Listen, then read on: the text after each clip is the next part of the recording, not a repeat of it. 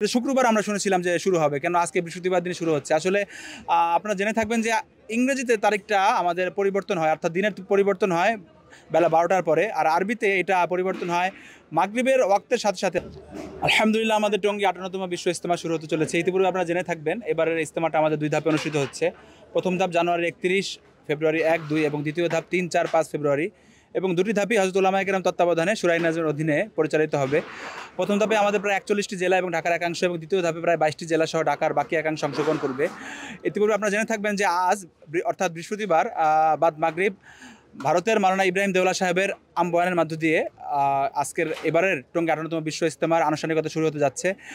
সকলের নিকট অনেকে একটা প্রশ্ন করছেন যে শুক্রবার আমরা শুনেছিলাম যে শুরু হবে, কেন আজকে বৃহস্পতিবার দিনে শুরু হচ্ছে। আসলে আপনারা জেনে থাকবেন যে ইংরেজিতে তারিখটা আমাদের পরিবর্তন হয়, অর্থাৎ দিনের পরিবর্তন হয় বেলা 12টার পরে, আর আরবিতে এটা পরিবর্তন হয় মাগরিবের ওয়াক্তের সাথে সাথে, অর্থাৎ যখন সূর্যাস্ত হয় তখন। তো সেই হিসাবে আজ আসলে শুক্রবার দিনই শুরু হচ্ছে, যেটা কিনা বাদ মাগরিব শুরু হবে, এবং ভারতের মাওলানা ইব্রাহিম দেওলা সাহেবের বয়ানের মধ্য দিয়ে এটা শুরু হবে।